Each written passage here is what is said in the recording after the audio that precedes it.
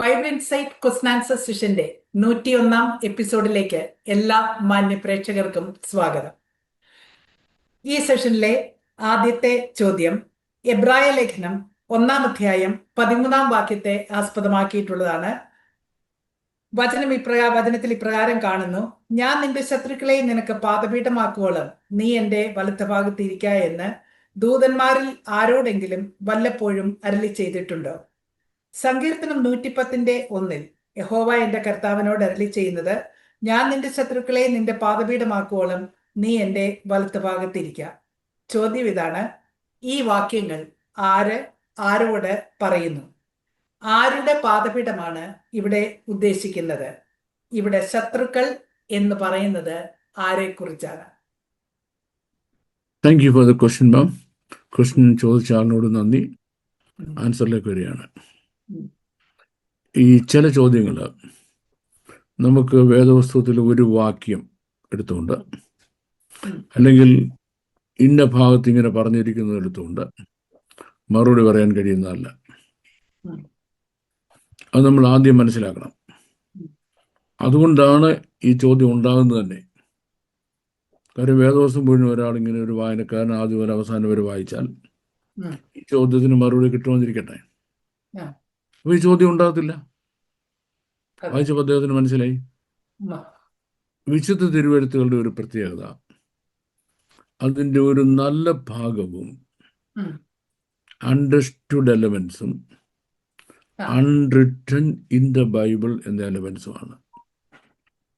ഒന്ന് understood elements, രണ്ട് തിരുവെഴുത്തിൽ അത് എഴുതിയിട്ടില്ല, തിരുവഴുത്തിന് പുറത്താക്കാൻ എഴുതിയിട്ടുമുണ്ട്. അപ്പം ഈ രണ്ട് കാര്യങ്ങൾ മനസ്സിലാക്കിയിട്ട് വേദപുസ്തകത്തിന്റെ തിമാറ്റിക് സ്ട്രക്ചർ എന്നൊരു കാര്യമാണ്. തിമാറ്റിക് സ്ട്രക്ചർ അല്ലെ തിമാറ്റിക് കണ്ടന്റ് എടുക്കാം, തീം. അപ്പൊ ഈ തിമാറ്റിക് കണ്ടന്റിൽ നിന്ന്, ആസ്പെക്റ്റിൽ നിന്ന് മാത്രമേ നമുക്ക് ഇതിന് മറുപടി പറയാൻ പറ്റത്തുള്ളൂ. അപ്പോൾ അവിടെ നമ്മൾ ശ്രദ്ധിക്കേണ്ട കാര്യങ്ങൾ: ഒന്ന്, ഈ പ്രപഞ്ചം, നമ്മൾ ഈ കാണുന്ന ഈ ലോകം, who does it belong two and who created it, four ഹൂം? ഈ പ്രപഞ്ചം ആരാ സൃഷ്ടിച്ചത്? അത് കൊലശിലേഖനം പഠിക്കുമ്പം സകലതും പുത്രനാലും പുത്രനിൽ കൂടെയും പുത്രന് വേണ്ടിയും സൃഷ്ടിച്ചു. So this universe was created for the son of God. അതാണ് അംഗീകരിക്കേണ്ട കാര്യം. അപ്പം ദൈവത്തിന്റെ അടുത്ത് വരുന്നവൻ ദൈവം ഉണ്ടെന്നും തന്നെ അന്വേഷിക്കുന്നവർക്ക് പ്രതിഫലം ഉണ്ടെന്നും വിശ്വസിക്കേണ്ടതല്ലയോ? രണ്ട്, ഈ കാണുന്ന പ്രപഞ്ചം ദൈവത്തിന്റെ വചനത്താൽ സൃഷ്ടിക്കപ്പെട്ടു എന്നും വിശ്വസിക്കേണ്ടതല്ലയോ? ഇതൊന്നാമത്തെ കാര്യം. രണ്ടാമത്തെ കാര്യം, ഇത് ദൈവത്തിന്റെ ഒറിജിനൽ പർപ്പസിൽ നിന്ന് വീണു പോകുന്നത് ആദാവും ഹവ്വയും പാപം ചെയ്യുമ്പോഴാണ്. കാര്യം അവരെ ഏൽപ്പിച്ചതാ. അവർ പാപം ചെയ്തപ്പം അവർക്ക് ഇതിന്റെ ഓണർഷിപ്പ് നഷ്ടമായി പോയി. അവരെ കൊണ്ട് പാപം ചെയ്യിച്ച ആളിന് ഇതിന്റെ ഓണർഷിപ്പ് കിട്ടുകയും ചെയ്തു. ഇതാണ് നമ്മൾ വിശ്വസിക്കുന്ന രണ്ടാമത്തെ കാര്യം. അപ്പം അതിന് കാരണം എന്താണ്? അതിന് കാരണം അതിന് ഒത്തിരി വർഷം മുമ്പ് നടന്നൊരു സംഭവമാണ്. അതായത് ഒരു കൂട്ടം ദൂതന്മാർ റിബല്യസ് ആയി അവര് ദൈവസന്നിധിയിൽ നിന്ന് വീണുപോയി. അപ്പം once you have fallen short of the grace of God, or you don't come up to the grace of God, ഒന്നിൽ നീ ദൈവകൃപയിൽ നിന്ന്, ദൈവത്തിൽ നിന്ന് വീണുപോയി, അല്ലെങ്കിൽ നീ ദൈവത്തിങ്കിലേക്ക് വരുന്നില്ല. ഈ രണ്ട് സാഹചര്യങ്ങളിലും യുവർ എനിമി ഈസ് ഗോഡ്. ദൈവം നിന്റെ ശത്രുവാ. പിന്നെ ദൈവം നിന്റെ രക്ഷകനാണ്, ഇപ്പൊ ദൈവത്തിന്റെ കോടിൽ ദൈവം നീതിമാനാണ്, സൽഗുണനാണ്, ദയുള്ളവനാണ്, പ്രാർത്ഥന കേൾക്കുന്നവനാണ്, ധാരാളം ചുംബിക്കുന്നവനാണ്, ഒരുപാട് കാര്യങ്ങൾ പറഞ്ഞിട്ടുണ്ടല്ലോ. പറയാനുണ്ട്. ഇതൊന്നും നിനക്ക് പിന്നെ ബാധകമല്ല. ഉം. ദൈവത്തിന്റെ വേറെ കുറച്ച് ക്വാളിറ്റി ഉണ്ട്. ഉം. ദൈവം ദഹിപ്പിക്കുന്ന അഗ്നിയാണ്. ഉം. ദഹിപ്പിക്കുന്ന അഗ്നിയാണ്. ഉം. ദൈവം ന്യായാധിപതിയാണ്. ഉം. ഈ ഒരു ശിക്ഷയും ഒരു തെറ്റും ശിക്ഷ കൊടുക്കാതെ മടക്കി വിടത്തില്ല. ഉം. അതാണ് ദൈവം. ഉം. സോ ദൈവം നിനക്ക് ആരാണെന്നുള്ളതാണ് രണ്ടാമത്തെ ചോദ്യം. ഉം. ദൈവം നിന്റെ ശത്രുവാണോ, ദൈവം നിന്റെ പിതാവാണോ? ഉം. ഇപ്പൊ ഇവിടെ ദൈവം ഒരു കൂട്ടർക്ക് ശത്രുവായി തീർന്നു. ഉം. ആർക്ക്? ദൈവത്തിന്റെ ദയയിൽ, കൃപയിൽ നിലനിൽക്കാഞ്ഞ ദൂതന്മാർക്ക്. ദൂതന്മാർ. ഉം. അപ്പം ശത്രുക്കൾ അവർ രണ്ടുപേരും, ഉം. അല്ലേ? അവർ രണ്ടുപേരും ശത്രുക്കളാണ്. മനുഷ്യനെ സൃഷ്ടിച്ച് ഏതെല്ലാക്കിയ ശേഷം ഉം. ദൈവം സ്വർഗത്തിലിരിക്കുമ്പോൾ മനുഷ്യൻ വീഴുന്നത് ദൈവം കാണുക. ഉം. ദൈവം കാണുക മനുഷ്യൻ വീഴുന്നുള്ള കാര്യം. ഉം. അല്ല ദൈവം കാണാതിരിക്കുകയല്ല. ഉം. അതിന് മുൻപേ തന്നെ ഏത് മനുഷ്യൻ അഥവാ പാപം ചെയ്താൽ എന്ത് ചെയ്യണം എന്നുള്ള ക്വസ്റ്റ്യനിൽ ഉം. മനുഷ്യന് വേണ്ടി രക്ഷകനായി സ്വർഗത്തിൽ പുത്രനായ ദൈവം മാറി നിൽക്കുന്നു. ഉം. യഹൂദയാഗങ്ങളുടെ സിംബലിസം ഇതാണ്. പുത്രൻ 4 ദിവസം മുമ്പ് മാറി നിൽക്കുന്നത്, പെസഹ പെരുന്നാളിന്, പെസഹ കുഞ്ഞാട് മാറി നിൽക്കുന്നത്. ഉം. അപ്പം ഈ പുത്രനുമായിട്ടുള്ള സംഭാഷണമാണ് ഇനിയും. എവിടെ? ഓക്കേ. സ്വർഗത്തിൽ. ഉം. പുത്രനും പിതാവും തമ്മിലുള്ള സംഭാഷണമാണ്. ഉം. ഈ ഈ പുത്രനും പിതാവും തമ്മിലുള്ള സംഭാഷണം സങ്കീർത്തനത്തിൽ വരുമ്പോൾ ഉം. ദി ഹയസ്റ്റ് എവർ സെൻസ് ഉള്ള ഒരു സങ്കീർത്തനക്കാരനാണ് ഈ കാര്യം പറയുന്നത്. ഓക്കേ. ആ. ഇപ്പം ദാവീദിന്റെ സങ്കീർത്തനങ്ങൾ പലതും ആസാഫ് എഴുതിയാണെന്ന് മുമ്പ് ഒരിക്കാൻ പറഞ്ഞിട്ടുണ്ട്. അതെ. ആ. ദാവീദ് സങ്കീർത്തനങ്ങൾ പലതും ആസാഫ് എഴുതിയിട്ടുള്ളതാണ്. ഉം. അപ്പം ഈവൻ ദാവീദാണെങ്കിലും ആസാഫ് ആണെങ്കിലും ആ പൊയറ്റിക്കൽ സ്പിരിറ്റിലോട്ട് വരുമ്പോഴേക്ക് അവരുടെ വേൾഡ് ഓഫ് ഇമാജിനേഷൻ അല്ലെങ്കിൽ അവരുടെ പ്രൊഫറ്റിക് റലം ഒരുപാട് കയറി അങ്ങ് പോകും. ഉം. ഈ റലം എന്ത് ചെയ്യുന്നറിയാമോ? ഉം. അത് പ്രപഞ്ചത്തെ 2 എക്സ്റ്റെൻഡിൽ നിൽക്കും. അങ്ങ് 2 എക്സ്റ്റെൻഡിൽ. ഉം. ഒരു എക്സ്റ്റെൻഡ് സ്റ്റാർട്ടിങ് പ്രപഞ്ചം എന്നാ തുടങ്ങിയത്, നമ്മുടെ ഈ ഉം. ലോകം തുടങ്ങിയെന്നാ, അവിടെ പോവും. രണ്ടാമത്തെ എക്സ്റ്റെൻഡ് ഈ ലോകം എന്ന് അവസാനിക്കുന്നത്, അവിടെ പോവും. ഉം. അപ്പം ഈ ലോകത്തിന്റെ ആരംഭം മുതൽ, അല്ലെ സൃഷ്ടിയുടെ ആരംഭം മുതൽ ഉം. ഈ പ്രപഞ്ചത്തിന്റെ അവസാനം വരെ ഉം. നോക്കണേ, ഉം. ഇതിങ്ങനെ കയ്യിൽ പിടിച്ചിരിക്കുക. ഉം. ഇത് രണ്ടും കൂടെ ചേർത്തായി ഇവർ പ്രവചിക്കുന്നത്. യോജിക്കുന്നത്. ഓക്കേ. ആരംഭത്തിൽ ഇങ്ങനെ സംഭവിച്ചു, അവസാനത്തിൽ ഇങ്ങനെ സംഭവിക്കാൻ പോകും. ആരംഭത്തിൽ ഇങ്ങനെ, അവസാനത്തിൽ ഇങ്ങനെ. ഉം. ഇങ്ങനെ പ്രവചിച്ച പ്രവാചകന്മാരാണ് ദാവീദും ആസാഫും. ഉം. അപ്പം ആദ്യം പ്രപഞ്ചത്തിന്റെ ആരംഭത്തിൽ ഉം. ഉം. ദൂതന്മാർ വീണു. അതിനുശേഷം ദൈവം പുതുക്കിയ ഭൂമിയെ ആദാമിനെ ഹവ്വയെ ഏൽപ്പിക്കുന്നു. അവർ വീഴുകയാണെങ്കിൽ അവർക്ക് വേണ്ടി രക്ഷകനെ ഒരുക്കുന്നു. അവർ വീഴുമ്പോൾ ഉം. രക്ഷകനായ ക്രിസ്തുവും ഉം. പിതാവായ ദൈവവും തമ്മിലുള്ള ഡയലോഗാണ്. ഓക്കേ. പിതാവായ ദൈവവും തമ്മിലുള്ള ഡയലോഗാണ്. ഉം. അപ്പൊ പിതാവ് കർത്താവിന്റെ കർത്താവിനോട്, അതെ. ദൈവം പുത്രനായ ദൈവത്തോട്, ഉം. ഞാൻ നിന്റെ ശത്രുക്കളെ നിന്റെ പാദപീഠമാക്കും. ഉം. ഞാൻ നിന്റെ ശത്രുക്കളെ നിന്റെ പാദപീഠം. പാദപീഠമാക്കും. പാദപീഠമാക്കുന്നത് വരെ നീ എന്ത് ചെയ്യുക? നീ എൻ്റെ വലതു ഭാഗത്തിരിക്കുക. ഈ better sit on my right hand side. അപ്പം പുത്രൻ അന്ന് പിതാവിന്റെ വലതു ഭാഗത്താണ്. ഉം. വലതുഭാഗത്തിരുന്ന പുത്രൻ ദൈവത്തോടുള്ള സമത്വം മുറുകെ പിടിച്ചുകൊണ്ടെന്ന് വിചാരിക്കാതെ ദാസരൂപം എടുത്ത് ഭൂമിയിൽ വന്നു. മനുഷ്യനായി. ഉം. ഭൂമിയിൽ വന്ന് സകല ശത്രുക്കളെയും കീഴടക്കി ക്രൂശിൽ ജയോത്സവം കൊണ്ടാടി. ഉം. ക്രൂശിൽ ജയോത്സവം കൊണ്ടാടി ഈ പുത്രൻ തിരിച്ച് പിതാവിൻ്റെ അടുത്ത് ചെല്ലുക. അവിടെ ചെല്ലുമ്പം സിംഹാസനങ്ങൾക്കും കർത്തൃത്വങ്ങൾക്കും വാഴ്ചകൾക്കും അധികാരങ്ങൾക്കും ശക്തികളും മുകളിൽ പുത്രനെ ഇരുത്തി. പുത്രനെ ഇരുത്തിയപ്പോഴും ശത്രുക്കൾ പാദപീഠമായിട്ടില്ല. ശത്രുക്കൾ ഇപ്പോഴും സ്വതന്ത്രരായിട്ട് സഞ്ചരിക്കുക. ശത്രുക്കൾ ആരാന്ന് പറഞ്ഞു? ദൈവത്തിന്റെ ശത്രുക്കളായ ഡിമോണിക് ഏഞ്ചൽസ് ആണ്. സാത്താനും അവന്റെ കൂട്ടരുമാണ് ശത്രുക്കൾ. അവര് പാദപീഠമായിട്ടില്ല. അവരെ തോപ്പിച്ചതേ ഉള്ളൂ.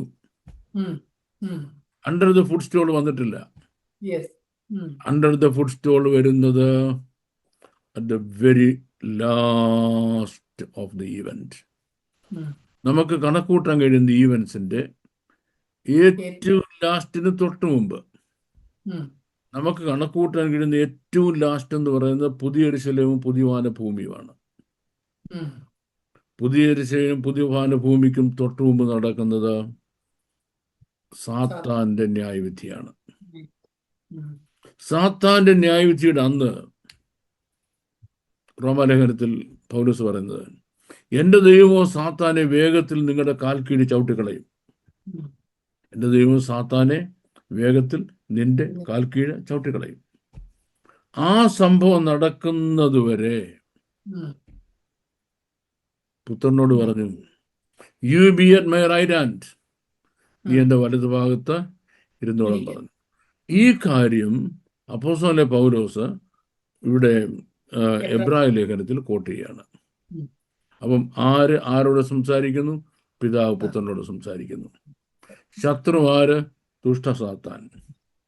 പാദപീഠത്തിലാക്കുന്ന the end of the world. അതുവരെ പുത്രൻ എന്ത് ചെയ്താൽ മതി? പാദപീഠത്തിൽ ഇരുന്നാൽ മതി. പുത്രൻ ആകെ ചെയ്യേണ്ട ജോലി ഈ ശത്രുവിനെ തോൽപ്പിക്കുക എന്നുള്ളതായിരുന്നു. അത് ക്രൂശിൽ തോൽപ്പിച്ചു. ക്രൂശ് മരണം കൊണ്ട് ഇനി പാദപീഠത്തിൽ ആക്കുക. അത് പിതാവിന്റെ ജോലി. അതാണ് simple. So it was a very clear answer. Thank you very much, sir. Thank you. No problem, ma'am. അടുത്ത ചോദ്യം. Was Apostle John sent to Patmos in AD 95? If yes, then why he didn't say anything about the destruction of Jerusalem temple in AD 70? Which emperor sent John to Patmos? Domitian or Nero? Yohannan അപ്പോസ്തലനെ പത്മോസിലേക്ക് അയക്കപ്പെട്ടത് AD 95 ആണോ? അങ്ങനെയെങ്കിൽ AD 70 യെരുശലേം ദേവാലയം നശിപ്പിക്കപ്പെട്ടതിനെ കുറിപ്പറ്റി അപ്പോസ്തലനൊന്നും പറയുന്നില്ലല്ലോ. പത്മോസിലേക്ക് തന്നെ അയച്ചത് ആരാണ്? Domitian ചക്രവർത്തിയോ അതോ Nero ചക്രവർത്തിയോ? Okay, നമുക്ക് historical record അനുസരിച്ച് ഡൊമീഷ്യനാണ്. Historical record ഡൊമീഷ്യനാണ്. മാത്രമല്ല നീറോ മരിച്ചിട്ട് എത്രയോ വർഷമായപ്പോഴേക്ക്. നീറോ വധിക്കപ്പെട്ടിട്ട് എത്രയോ വർഷങ്ങളായി അപ്പോഴേക്ക്. നീറോ അല്ല. ഇനി എന്തുകൊണ്ട് യെരുശലേമിന്റെ ഡിസ്ട്രക്ഷനെ പറ്റി യോഹന്നാൻ പറഞ്ഞില്ല? നമുക്ക് പലപ്പോഴും ഈ ക്രിസ്ത്യാനിറ്റിയെ നമ്മൾ കാണുന്നത്, അല്ലെ വേദപുസ്തകം എഴുത്തുകാർ നമ്മൾ കാണുന്നത്, നമ്മൾ കേട്ട പ്രസംഗകരുടെയും നമ്മുടെ സാക്ഷി വരുന്ന അമ്മച്ചിമാരുടെയും ഭാഷയിൽ കൂടാ. കിട്ടുമോ? അപ്പൊ അവരൊരു കാര്യം പറഞ്ഞിരിക്കുന്നു, ആ കാര്യമായിട്ട് യാതൊരു ബന്ധമില്ലാത്ത കാര്യങ്ങൾ പറഞ്ഞു പോകുന്നു. ആദ്യം ഒരു വാക്യമുണ്ട്, റോമാലേഖനം 1:8 വാക്യം വായിച്ചു, നമ്മുടെ വചന ശുശ്രൂഷ തുടങ്ങുകയാണ് എന്ന് പറഞ്ഞിട്ട് നേരെ ഇതുമായിട്ട് യാതൊരു ബന്ധമില്ലാത്തൊരു പാട്ട് പാടി. അത് കഴിഞ്ഞിട്ട് ഈ പുള്ളിയുടെ കുട്ടിക്കാലത്ത് നടന്ന ഓരോ സംഭവങ്ങൾ പറഞ്ഞു. പിന്നെ ഇങ്ങനെ പലവരും പറഞ്ഞു നല്ല രസമാണ് കഥാപ്രസംഗം കേൾക്കാൻ കൊണ്ട്. ആൾക്കാർ ഉറങ്ങത്തില്ല, അത് ഉറപ്പാണ്. അങ്ങനെ പറഞ്ഞു അവസാനം നമ്മുടെ വാക്യത്തിലേക്ക് വരാൻ പോലും നമ്മുടെ സമയം തീർന്നുപോയി. ഇത്ര നേരം എന്തായിരുന്നു കാണിച്ചത്? ഈ വാക്യത്തിനെ പറ്റി പറയാൻ സമയമില്ലായിരുന്നു. ഇതുപോലെ ചില അമ്മച്ചിമാര് ഒരു കാര്യം പറയാൻ സാക്ഷി പറയാൻ എഴുതേക്കണം. ഇപ്പം കല്യാണം കഴിഞ്ഞ് ഇത്ര നാളായിട്ട് മക്കളുണ്ടായിരുന്ന മരുമകൾ ഇപ്പം ഗർഭിണിയായി, അനേക പ്രാർത്ഥനകളുണ്ട്, പ്രാർത്ഥിച്ച എല്ലാ ദൈവങ്ങളും നന്ദി, ദൈവത്തിന് സ്തോത്രം അർപ്പിച്ചു ഇരിക്കാം. ഇത്രയേ ഉള്ളൂ. ഉം. അമ്മച്ചി ഇന്ന് പോൽക്കാലം കർത്താവേ ആയിരിക്കുന്നവர்கள் കർത്താവേ, ഓ ദൈവം ഇന്ന് പോൽക്കാലം വിശ്വാസികളെ സഹോദരന്മാരെ കർത്താവേ, എൻ്റെ മരുമകൾ കർത്താവേ, ഇങ്ങനെ പറഞ്ഞു ഗർഭിണിയായ കർത്താവേ. കേൾക്കുമ്പോൾ നമ്മൾ വിചാരിക്കും കർത്താവ് ഗർഭിണിയായത്. ഉം. ഒരു കാര്യം പറയുകയാണെങ്കിൽ ആ കാര്യം പറയണം. ഉം. അതുമായിട്ട് റിലേറ്റഡ് ആയ കാര്യവും പറയാം. ആ കോണ്ടെക്സ്റ്റിൽ റിലേറ്റഡ് ആയ കാര്യങ്ങൾ പറയരുത്. ഇത് ഏറ്റവും ഭംഗിയായി അവതരിപ്പിച്ച ഒരാളാണ് അപ്പോസ്തലനായ യോഹന്നാൻ. ഓക്കെ. വേദപുസ്തക എഴുത്തുകാരുടെ എല്ലാവരുടെയും പ്രത്യേകത അതാ. ഉം. വേദപുസ്തക എഴുത്തുകാരുടെ എല്ലാം പ്രത്യേകതയാണ്. എന്ത് വേണോ അത് മാത്രം. ഏറ്റവും നല്ല ഇപ്പം ഈ ജേർണലിസം പഠിക്കുന്നവരെ ഉം. അവരെ പഠിപ്പിക്കുന്ന ഒരു പ്രധാന കാര്യം ഇക്കോണമി ഓഫ് എക്സ്പ്രഷൻസ് എന്നാണ്. ഉം. ഉം. ഇക്കോണമി ഓഫ് എക്സ്പ്രഷൻ എന്ന് പറഞ്ഞാൽ ഏറ്റവും ചുരുങ്ങിയ വാക്കുകൾ കൊണ്ട് ഒരു ആശയം. വലിയ സംഭവം പറഞ്ഞു തീർക്കുക. അതിന് ലോക സാഹിത്യം മുഴുവൻ എടുത്താൽ ബെസ്റ്റ് എക്സാമ്പിൾ എന്ന് പറയുന്നത് ബൈബിളിലെ സ്റ്റോറി ഓഫ് ക്രിയേഷനാണ്. ഓക്കെ. ബൈബിളിലെ സ്റ്റോറി ഓഫ് ക്രിയേഷനിൽ അതിൽ ആകാശം ഭൂമി സൃഷ്ടിച്ചു, ഭൂമി പാഴും ശൂന്യമായിരുന്നു, പാഴത്തിന്മേലുണ്ടായിരുന്നു, ദൈവത്തിൻ്റെ ആത്മാവ് വെള്ളത്തിൻ്റെ പരിവർത്തിച്ചുകൊണ്ടിരുന്നു, വെളിച്ചം ഉണ്ടാകട്ടെ ദൈവം കൽപ്പിച്ചു, വെളിച്ചം ഉണ്ടായി. ഉം. എത്രായിരം വർഷത്തെ സംഭവം എന്നറിയത്? എത്ര ആയിരക്കണക്കിന് വർഷത്തെ സംഭവമായിരുന്നു. അതെ അതെ ഇത്തരം ആക്കിക്കൊണ്ട് തീർന്നു. അതെ. മിനിമം അടുത്ത വേർഡ്സ്. ഒരധ്യായം കൊണ്ട് the whole story of creation തീർക്കുക. ഉം. 2 അധ്യായം കഴിഞ്ഞപ്പോൾ ഫിനിഷ്ഡ് എവരിത്തിങ്. ഇങ്ങനെ എഴുതാൻ ആർക്ക് കഴിയും? ഇങ്ങനെ എഴുതാൻ ഈ ഭാഷാശൈലി ആർക്ക് കഴിയും? പരിശുദ്ധാത്മാവിനാൽ പ്രേരിക്കപ്പെട്ടവർ. Nobody else can other than Moses. മോശയ്ക്കല്ലാതെ ആർക്കും ഇങ്ങനെ എഴുതാൻ കഴിയത്തില്ല. ഉം. ഇങ്ങനെ ഓരോ എഴുത്തുകാരെ നമ്മൾ എടുത്തു നോക്കിയാൽ അവർ കാര്യം പറയുമ്പം അത് മാത്രമേ പറയുകയും ഉം. അതുമായിട്ട് ബന്ധപ്പെട്ട കാര്യങ്ങൾ ബന്ധമുണ്ടെങ്കിൽ ഒന്ന് ടച്ച് ചെയ്യുമല്ലാതെ അവിടെ കൂടുതൽ. ഇവിടെയും പറഞ്ഞ സമയം കളയത്തില്ല. ഇതിൽ യോഹന്നാൻ അപ്പോസ്തലനാണ് ഇതിൻ്റെ ക്ലാസിക് എക്സാമ്പിൾ. ഉം. ഇപ്പോൾ യോഹന്നാൻ 1 വെറുതെ എഴുതത്തില്ല, ഉം. വെറുതെ അങ്ങ് എഴുതത്തില്ല. എല്ലാവരും എഴുതുക, ഞാൻ എഴുതിയില്ല മോശമില്ല എന്ന് കണ്ട് ഉള്ളി ഒരു പുസ്തകം എഴുതിയേക്കാം എന്ന് വിചാരിക്കുന്നില്ല. അപ്പോൾ യോഹന്നാൻ ചെയ്യുന്നത് 1 യോഹന്നാൻ്റെ സുവിശേഷങ്ങൾ നമ്മൾ എടുത്തു. സുവിശേഷം അല്ല ആദ്യം എഴുതിയത്. സുവിശേഷം എടുത്തു നോക്കിയാൽ നമ്മുടെ വാഴ്ത്തപ്പെട്ട കർത്താവിൻ്റെ ലൈഫ് സ്റ്റോറി എഴുതുക. ഉം. ബാക്കിയുള്ളവർ പറഞ്ഞിരിക്കുന്ന ഒരു കാര്യങ്ങളും ഇതിനകത്തില്ല. ഉം. ഒരു നല്ല ശതമാനം കാര്യങ്ങളില്ലെന്നേ. ഉം. ഈ 5 അപ്പം കൊണ്ട് 5000 പേരെ പോഷിപ്പിച്ചത്, ഉം. അങ്ങനെയൊക്കെയുള്ള കുറച്ച് സംഭവങ്ങൾ, പിന്നെ ക്രൂശീകരണവും എല്ലാവരും പറഞ്ഞ് യോഹന്നാൻ പറഞ്ഞിട്ടുള്ളൂ. മറ്റൊന്നും യോഹന്നാൻ പറഞ്ഞിട്ടില്ല. ഉപമകളും ഇല്ലല്ലോ അല്ലേ? ഇല്ല. അതിൻ്റെ അർത്ഥം യോഹന്നാൻ അതൊന്നും അറിയത്തില്ലായിരുന്നാണോ? അല്ല അല്ല. സുവിശേഷം എഴുതാൻ യോഹന്നാന് ഒരു ഫോക്കസ് ഉണ്ട്. ഉം. ഒരു ഫോക്കസ് യേശു ക്രിസ്തു ദൈവമാണ് എന്ന് തെളിയിക്കുക.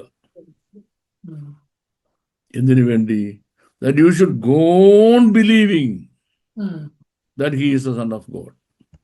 ഉം. Not only that you should believe it now, but you should go on believing he is the Son of God. ഉം. താൻ ദൈവപുത്രനാണെന്ന് നീ വിശ്വസിച്ചുകൊണ്ടേയിരിക്കണം. അതിനുള്ള എവിഡൻസ് തരിക ഉം. എന്ന് പറയുമ്പോൾ ഈ കേംബ്രിഡ്ജ് ഡിക്ഷണറിയിൽ ഉം. ഫെയ്ത്ത് എന്ന വേർഡിന്റെ അർത്ഥം that which has no evidence എന്നാ. ഓക്കെ. എന്താ വിശ്വാസം? ഒരു തെളിവില്ലെങ്കിൽ പിന്നെ വിശ്വാസം ആർക്കും ഓരോ വിശ്വാസം, അതുകൊണ്ട് തെളിവ് ചോദിക്കരുത്.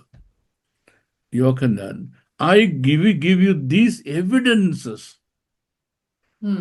evidences to prove that Jesus Christ is the Son of God. അപ്പം ബൈബിളിൽ ഫെയ്ത്ത് എവിഡൻസ് ബേസ്ഡുമാണ്. ഓക്കെ. എവിഡൻസ് ഇല്ലെങ്കിൽ നീ വിശ്വസിക്കേണ്ട ഒരാവശ്യമില്ല. നോ എവിഡൻസ്, നീ വിശ്വസിക്കണ്ട, തീർന്നല്ലോ. അപ്പം അതിനാണ് സുവിശേഷം എഴുതുന്നത്. വെളിപ്പാട് പുസ്തകം അപ്പം അതിനാവശ്യമില്ലാത്ത കാര്യങ്ങളൊന്നും എഴുതുന്നില്ല. എഴുതിയിട്ടില്ല. വെളിപ്പാട് പുസ്തകം വരുന്നു. വെളിപ്പാട് പുസ്തകത്തിൽ യോഹന്നാൻ ഈസ് എ സ്ക്രൈബ്. സ്ക്രൈബ് എഴുതിയെടുക്കുന്നവൻ, എഴുത്തുകാരനല്ല, എഴുതിയെടുക്കുന്നവൻ. അപ്പൊ എഴുത്തുകാരനാരാ? കർത്താവ് യേശു ക്രിസ്തു അല്ലേ?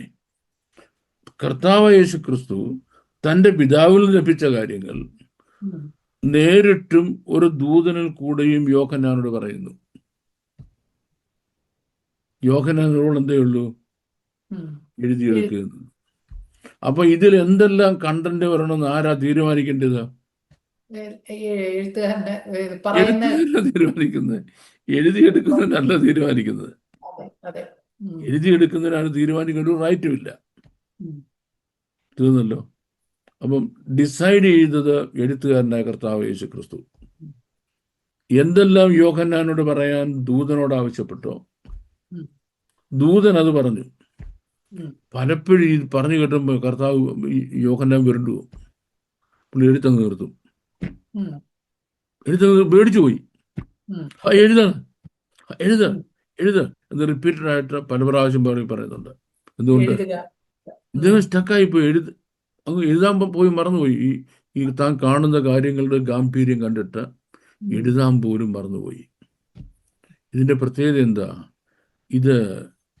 ഇത് മുഴുവൻ ഒരു പിക്ചേഴ്സ് കാണിക്കുക, ലാംഗ്വേജ് പറഞ്ഞു കൊടുക്കുകയല്ല. ഒരിടത്തൊരിടത്തൊരു അപ്പൂപ്പനും അമ്മയും ഉണ്ടായിരുന്നു, ഒരിടത്ത് ഒരു അപ്പൂപ്പനും അമ്മൂമ്മയും ഉണ്ടായിരുന്നു എന്നിരുന്ന പോലല്ല, ഒരു പിക്ചറും കാണിച്ചു. വീഡിയോ എഴുതുക, വീണ്ടും കാണിച്ചു, എഴുതുക. ചെറുത് കാണുമ്പോൾ വിരണ്ടു, കൈ വരച്ചും പേന കിട്ടത്തില്ല. അപ്പം ഇതാണ് വെളിപ്പാട് പുസ്തകം. യോഹന്നാന് ദൂതൻ എന്ത് കാണിച്ചു കൊടുത്തോ അത് യോഹന്നാൻ കുറിച്ചെടുത്തതാണ്. എന്തല്ല ഈ പറയുന്ന ചരിത്ര പശ്ചാത്തലം, മറ്റേതും മറിച്ചതെല്ലാം പറയുന്ന നമ്മുടെ പ്രസംഗരെ പോലെയും സാക്ഷി വരുന്ന അമ്മച്ചിയെ പോലെയും അല്ല യോഹന്നാന്റെ പുസ്തകം. അങ്ങനെ എഴുതിയ ഒരു റൈറ്റപ്പും അല്ല വെളിപ്പാട് പുസ്തകം. That is the reason. അതുകൊണ്ടാണ് ഇതിൽ പരാമർശിക്കാത്തത്. അതുകൊണ്ട് വളരെ പ്രിസൈസ് ആണ്, വളരെ ഫോക്കസ്ഡ് ആണ്. Thank you. Thank you very much sir. അടുത്ത ചോദ്യം, സങ്കീർത്തനം 68:18 വാക്യത്തിൽ നീ ഉയരത്തിലേക്ക് കയറി ബദ്ധന്മാരെ പിടിച്ചുകൊണ്ടുപോയി യാഹെന്ന ദൈവം അവിടെ വസിക്കേണ്ടതിന് നീ മത്സരികളോട് തന്നെ കാഴ്ച വാങ്ങിയിരിക്കുന്നു. ചോദ്യം, ഇവിടെ മത്സരികളോട് തന്നെ കാഴ്ച വാങ്ങിയിരിക്കുന്നു എന്നതിന്റെ ഒരു വിശദീകരണം എന്താണ്? ഓക്കെ, ഈ ഒന്നാമത്തെ കാര്യം 68-ാം സങ്കീർത്തനമാണ്. നമ്മുടെ ലാസ്റ്റ് എപ്പിസോഡിൽ 68-ാം സങ്കീർത്തനം എത്ര കോംപ്ലിക്കേറ്റഡ് ആയ സങ്കീർത്തനമാണെന്ന് പറഞ്ഞായിരുന്നു. ഇറ്റ്സ് എ വെരി കോംപ്ലിക്കേറ്റഡ് സാംസ്. കാരണം ഈ ജയഗീതം എഴുതുക, ജയഗീതം എഴുതി ഭാവനയെ കാണണമല്ലോ. ഈ ഭാവനയിൽ ഈ കാര്യം കണ്ടുകൊണ്ട് എഴുതാൻ നേരത്ത് ഇമാജിനേഷൻ ഇല്ലെന്നുണ്ടെങ്കിൽ പോയട്രി ഉണ്ടാകത്തില്ല. കാര്യം poetry is metrical composition, the art of uniting pleasure with truth by calling imagination to the help of reason എന്നാണ് ഡോക്ടർ ജോൺസൺ അതിനെപ്പറ്റി പറഞ്ഞത്. ഇതിപ്പോൾ ഞാൻ പറഞ്ഞ ആർക്കും മനസ്സിലായിട്ടില്ലെന്ന് എനിക്കറിയാം, പ്രത്യേകിച്ച് മനസ്സിലാകേണ്ട ആവശ്യമില്ല. പോട്ടെ, അതാണ് ക്രിയേറ്റിംഗ് ഇമാജിനേഷനാണ്. Uniting pleasure with truth by calling imagination to the help of reason, അതാണ് പോയംസ്. ഇവിടെ ഇവർ ഈ ഇമാജിനേഷനിലോട്ട് കയറിയപ്പോഴേക്ക്, ഈ എഴുത്തുകാരൻ കയറിയപ്പോഴേക്ക് പ്രൊഫറ്റിക് സ്പിരിറ്റ് അതിൻ്റെ കൂടെ കൂടി. പ്രൊഫറ്റിക് സ്പിരിറ്റ് കൂടുമ്പം ഇദ്ദേഹത്തെ കൊണ്ടങ്ങ് ഹയസ്റ്റ് എവർ പോസിബിൾ റെലംത്തിൽ കൊണ്ട് നിർത്തി. ഇദ്ദേഹം അവിടെ എഴുതി, പ്രവചിച്ചെഴുതി. തിരിച്ചു വന്നിട്ട് ഇദ്ദേഹത്തോട് നമ്മൾ ചോദിക്കുക, what is it you have written? There is no possibility of knowing that he knew what he was writing. There is no possibility of knowing that he knew what he was writing. താൻ എന്താണ് എഴുതി വെച്ചതെന്ന് തനിക്ക് തന്നെ അറിയാമെന്ന് ചോദിച്ചാൽ മിക്കവാറും കണ്ണടച്ച് കാണിക്കത്തുള്ളൂ. അപ്പം നമ്മൾ മനസ്സിലാക്കും രണ്ടാമത്തെ കാര്യം, this is the most complicated Sam എന്നുള്ള ഒന്നാമത്തെ കാര്യം. രണ്ടാമത്തെ കാര്യം ഇത് പ്രോഫസിയാണെന്നാണ്. അതെ. ഇനിയും ഈ ബിബ്ലിക്കൽ പ്രോഫസീസിന്റെ പ്രത്യേകത, പ്രോഫസിന്റെ ഫ്യൂച്ചർ ടെല്ലിംഗ് ആണ്, പ്രഡിക്ഷൻസ് ആണ്. അതെ. പ്രഡിക്ഷൻസ് ആണ്, ഇപ്പോൾ നടന്നുകൊണ്ടിരിക്കുന്ന കാര്യമല്ല, ഭാവിയിൽ സംഭവിക്കാനുള്ളത്. അതുമല്ല, ഫ്യൂച്ചറാണ്. ഫ്യൂച്ചർ. അപ്പൊ ഫ്യൂച്ചർ ആണെങ്കിൽ അത് എഴുതിയതിൻ്റെ ടെൻസ് ഫ്യൂച്ചർ ടെൻസിലായിരിക്കണം. ഫ്യൂച്ചർ ടെൻസിലായിരിക്കണം. ഭൂ ഇടിയും താണു വീഴും ആകാശം പൊട്ടും എന്നൊക്കെ എഴുതണ്ടേ? നിന്റെ മണ്ടയ്ക്ക് ചക്ക വീഴും എന്നൊക്കെ എഴുതണ്ടേ? വീഴും, എല്ലാം ഫ്യൂച്ചർ ടെൻസിലായിരിക്കണം. പക്ഷെ ബിബ്ലിക്കൽ പ്രോഫസി മുഴുവനും അങ്ങനെ പറയാതെ പാസ്റ്റ് ടെൻസിൽ എഴുതുന്നത്. പാസ്റ്റ് ടെൻസിൽ എഴുതുന്നത്. അപ്പൊ ഈ പാസ്റ്റ് ടെൻസിൽ എഴുതി എന്നുള്ളതുകൊണ്ട് തന്നെ ഈ പ്രൊഫസി ഇന്റർപ്രറ്റ് ചെയ്യുന്ന ഒരുപാട് പേരെയും അത് മിസ്ലീഡ് ചെയ്യും. ടെൻസ് ഇവരെ മിസ്ലീഡ് ചെയ്യും. ഇവരെന്ത് വിചാരിക്കും? മുമ്പ് ഇങ്ങനെ സംഭവിച്ചാന്ന് വിചാരിക്കും. അർണോദയ പുത്രനായ ശുക്ര, നീ എങ്ങനെ വെട്ടേറ്റ് വീണു, ജാതികളെ താഴ്ത്തിക്കളഞ്ഞവരെ നീ എങ്ങനെ നിലത്ത് വീണു. ഉത്തരം കിട്ടിയ കഴിയുമ്പോൾ നമുക്ക് പ്രവാചകന്മാർക്ക് ഇന്റർപ്രിട്ടേഷനായി. കർത്താവ് വാളെടുത്ത് ഒറ്റ വെട്ട പൊട്ടു വന്ന് ചക്ക വെട്ടിയിട്ട പോലെ താണ്ഡ്രം പാതാളത്തിൽ കിടക്കുന്നു. അരുണോദയ പുത്രനായ ശുക്ര, നീ എങ്ങനെ വെട്ടേറ്റ് വീണു. പക്ഷെ ആ ഭാവം അങ്ങോട്ട് വായിച്ചു വരുന്നുണ്ടേ, അങ്ങനെ അന്ന് നിന്നോട് അവരെ ചോദിക്കും, അല്ലെ പറയുമെന്ന. Incident happen in the distant future. ഇതുവരെ നടന്നിട്ടില്ല. ഇത് എത്രയോ വർഷങ്ങൾക്ക് ശേഷം നടക്കേണ്ട കാര്യമാണ്. പക്ഷെ പ്രോഫസി എഴുതുമ്പം പാസ്റ്റ് ടെൻസിൽ എഴുതുന്നു, അല്ലേ? ഇനിയും ഈ ഒരു സെന്റൻസിലെ വേർഡ്സ് ഉണ്ടല്ലോ, രണ്ട് വാക്കുകളുടെ ഇടയിൽ അനേകായിരം വർഷങ്ങളുടെ ഡിസ്റ്റൻസ് ഉണ്ടാവും. അപ്പൊ അത് ആ ബൈഫർക്കേഷൻ മനസ്സിലാക്കണം. നിർഭാഗ്യവശാൽ ഇതൊന്നും മനസ്സിലാക്കാതെ ആണ് നമ്മുടെ ബഹുഭൂരിപക്ഷം പ്രവചന പുസ്തകങ്ങളും എഴുതപ്പെട്ടത്. അപ്പൊ നമ്മൾ മലയാളികളെയോ കേരളക്കാരെയോ ഒന്നും നമ്മൾ കുറ്റം പറഞ്ഞ കാര്യമില്ല. അവർ പാവങ്ങൾ. സാഹിബിൻ്റെ ഇംഗ്ലീഷ് പുസ്തകം വായിച്ചതല്ല, വേറെ ഒന്നും അറിയത്തില്ല. ഞാൻ ഈ സാഹിബിൻ്റെ ഇംഗ്ലീഷ് പുസ്തകങ്ങളുടെ പുറമെയായി പറഞ്ഞത്. സാഹിബിൻ്റെ ഇംഗ്ലീഷ് പുസ്തകങ്ങളുടെ അല്ല, നമ്മളാരും ഒറിജിനൽ ഹീബ്രു പോയി വായിച്ചിട്ട് വന്നിട്ട് ഇന്റർപ്രറ്റ് ചെയ്തിട്ടില്ല.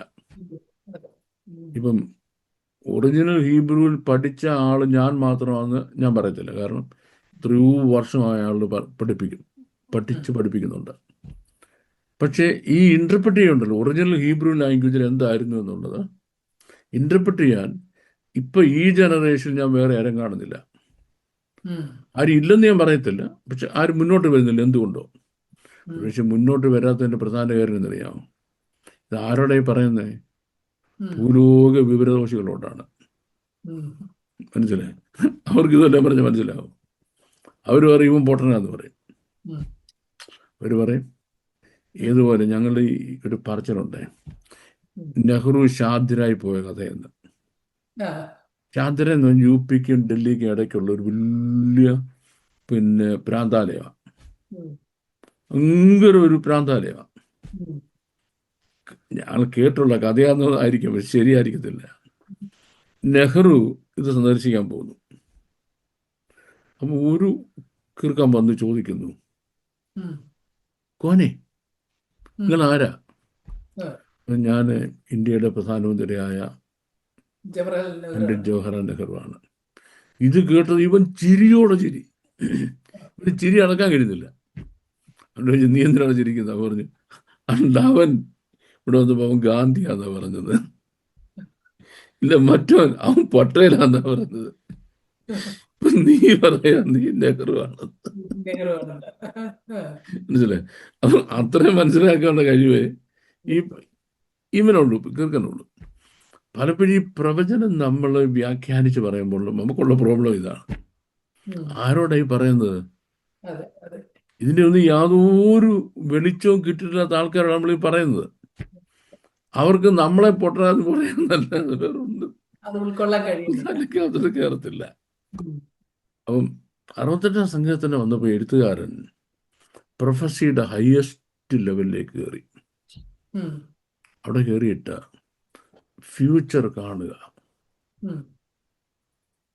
ഇനി നമുക്ക് ആ വാക്യങ്ങളിലേക്ക് വരാം. ആ. നീ ഉയരത്തിലേക്ക് കയറി കയറി പിടിച്ചുകൊണ്ടുപോയി ബദ്ധന്മാരെ പിടിച്ചുകൊണ്ടുപോയി യാഹെന്ന ദൈവം അവിടെ വസിക്കേണ്ടതിന് ആ നീ മനുഷ്യരോട് മത്സരികളോട് തന്നെ കാഴ്ച വാങ്ങിയിരിക്കുന്നു. യാഹെന്ന ദൈവമോട് വസിക്കേണ്ടതിന് മത്സരികളോട് തന്നെ കാഴ്ച വാങ്ങി. ശ്രദ്ധിച്ചോണേ, ഞാൻ ഇത്രയും പറഞ്ഞ ഈ കഥകളുണ്ടല്ലോ, കഹാനികളുണ്ടല്ലോ, അതെ അതെ ഈ കഹാനി ബാക്ക്ഗ്രൗണ്ട് വെക്കണം. ആ. വെച്ചിട്ട് മാത്രമേ നമുക്കിത് മനസ്സിലാക്കാൻ പറ്റത്തുള്ളൂ. ഉം. ഇത് കോംപ്ലിക്കേറ്റഡ് സാംസ് ആണ്. ഉം. ഇത് മുഴുവനും പ്രവചനമാണ്, ഉം. പ്രഡിക്ഷൻസ് ആണ്. പ്രഡിക്ഷൻസിന്റെ ലാംഗ്വേജ് പാസ്റ്റ് ടെൻസ് ആണ്. അതെ ഇത് സംഭവിച്ചിട്ടില്ല. ഇനി പ്രഡിക്ഷൻസ് പറയുമ്പോൾ ഒരു വാക്യത്തിലെ ഒരു വാചകത്തിന്റെ വാക്കുകൾക്കിടയ്ക്ക് തൗസൻഡ്സ് ഓഫ് ഇയേഴ്സ് ഡിഫറൻസ് ഉണ്ട്. അതാണ് എൻ്റെ ബൈഫർക്കേഷൻ. ഇത്ര നമുക്ക് ഇൻട്രഡക്ഷനിൽ മനസ്സിലാക്കി നമ്മൾ ഉറച്ചെങ്കിൽ മാത്രമേ ഇതിലേക്ക് പറയാൻ പറ്റത്തുള്ളൂ. ഇപ്പം പത്രോസിന്റെ ലേഖനത്തിൽ ചൂള പോലെ മലാഖി പ്രവചനം കർത്താവിന്റെ ദിവസമോ കള്ളനെ പോലെ വരും. ഇവിടെ അതെ. പിന്നെ പത്രോസ് അന്ന് ആകാശം കൊടുമഴത്തോട് ഒഴിഞ്ഞു പോകും. കർത്താവിന്റെ ദിവസമോ കള്ളനെ പോലെ വരും, അന്ന് ആകാശം കൊടുമുഴക്കത്തോടെ ഒഴിഞ്ഞു പോകും. ഇന്ന് കർത്താവിന്റെ ദിവസം കള്ളനെ പോലെ വരികയാണെങ്കിൽ ഇനി ഒരു 1007 വർഷം കഴിഞ്ഞ് ആകാശം കൊടുമുഴക്കത്തോട് ഒഴിഞ്ഞു പോകത്തുള്ളൂ. ഒരു വാക്യമാണ്.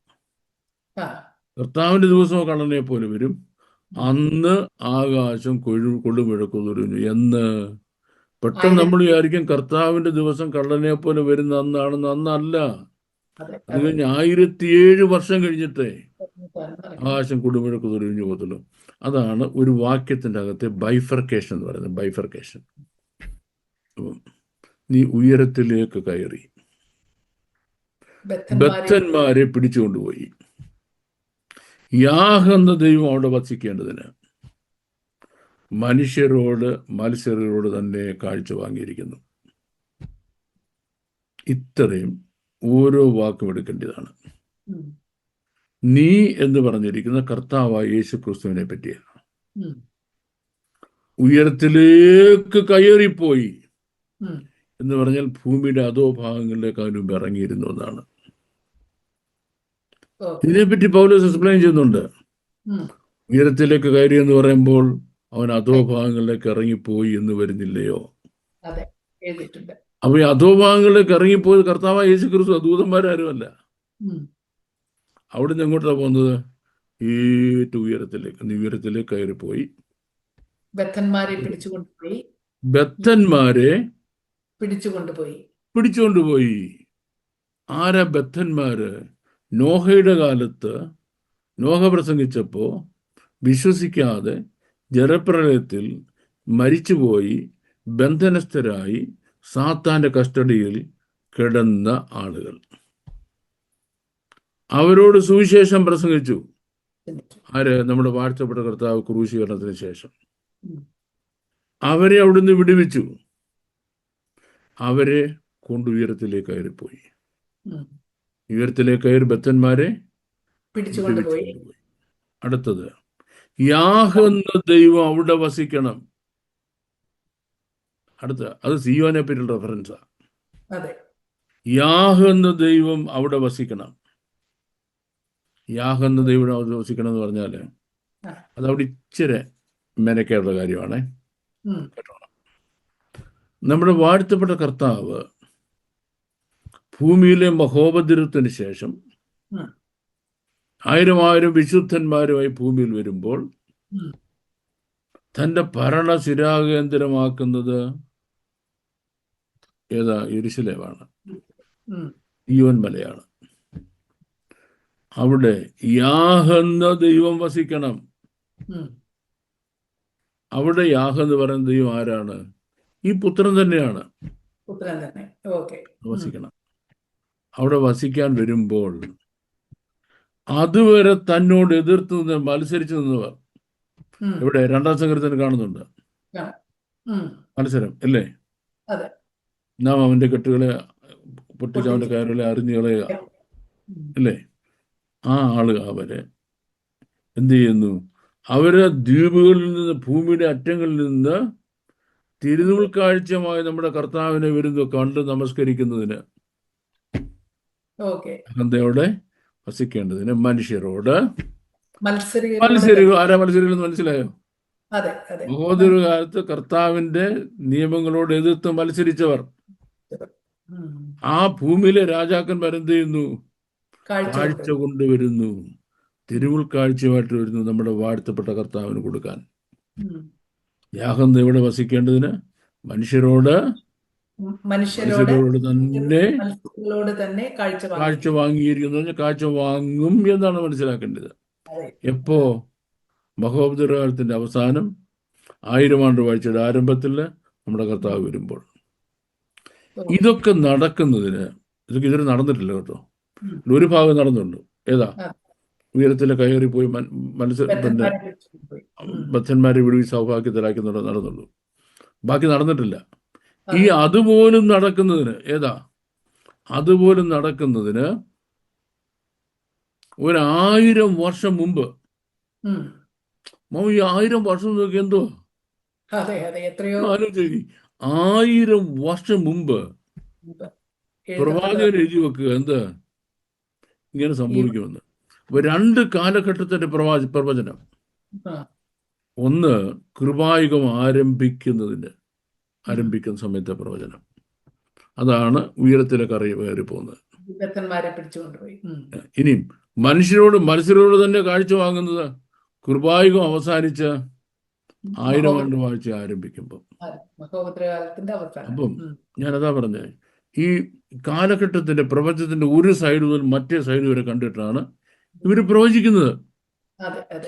അപ്പൊ അവരുടെ ആ എക്സ്പാൻഡ് ഉണ്ടല്ലോ, അവരുടെ ഗാമറ്റ് എന്ന് പറയുന്നത്, വളരെ വൈഡ് ഗാമറ്റ് വൈഡ് ഗാമറ്റ് ആണ് ബൈബിളിലെ പ്രവാചകന്മാരുടെ.